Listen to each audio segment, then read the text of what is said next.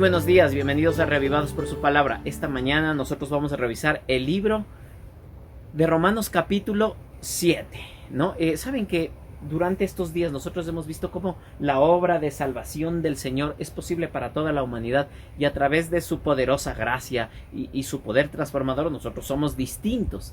Pero hay algunas preguntas que quiere respondernos el apóstol que son preguntas válidas y que incluso tú las puedes tener. Y una de ellas es el tema de la ley. Es decir, a ver, si la ley no es capaz de salvarnos ni hacer nada en nosotros, ¿para qué les dio a los judíos? ¿Para qué se estableció la Torá, por ejemplo? Las ordenanzas y los 10 mandamientos. ¿Cómo estos se establecieron? ¿Qué propósito tuvieron? Si a la final de cuentas lo único que trajo es un espíritu legalista en las personas. Solamente trajo un deseo de sentirse autosuficiente y superior a los demás por cumplirlas.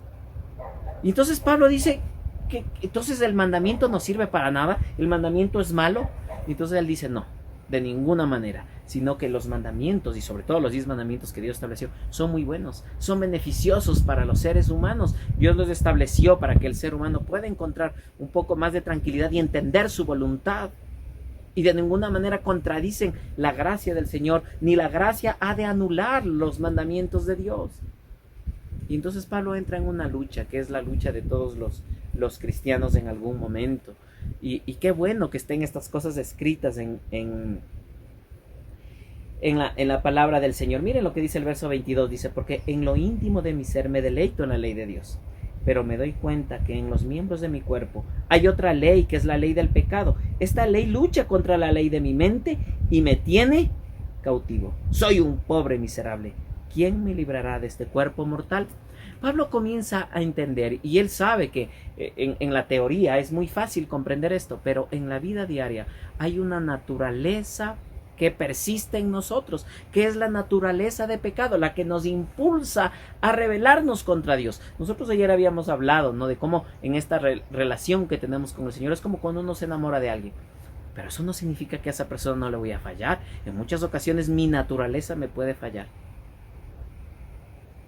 porque es parte de lo que yo soy como ser humano. Y mantengo esa lucha cada día. Muchas veces mi cuerpo en sí mismo me pide hacer cosas que van en contra de la voluntad de Dios. Y él dice, ¿cuándo seré librado de este cuerpo miserable? Y también nos lleva a ver que en muchas ocasiones cuando nos vemos a nosotros mismos y nuestro deseo de cambio, y eso a veces no lo podemos, intentamos una cosa y no lo conseguimos. Somos unos miserables. En otras palabras, la condición del ser humano es esta. Y en esa lucha, lo único que hay que hacer es responder como Pablo. Gracias doy, dice el verso 25. Gracias a Dios por medio de Jesucristo nuestro Señor. En conclusión, con la mente yo mismo me someto a la ley de Dios, pero mi naturaleza pecaminosa está sujeta a la ley del pecado. Él dice, yo doy gracias al Señor Jesús, porque es el único que puede ayudarme a resolver esto. Si tú luchas, entrégate esta mañana. Dile al Señor, aquí estoy. No lo puedo, pero doy gracias a ti, que tú eres la respuesta. Querido Dios, luchamos, oh Dios, y a veces nuestras luchas nos llevan a cometer un sinnúmero de errores. Esta mañana vamos a ti, para que tú hagas esa obra poderosa de transformación en nuestras vidas, porque la victoria es posible, y la victoria es posible solamente contigo. Acompáñanos esta jornada, en el nombre bendito de Jesús.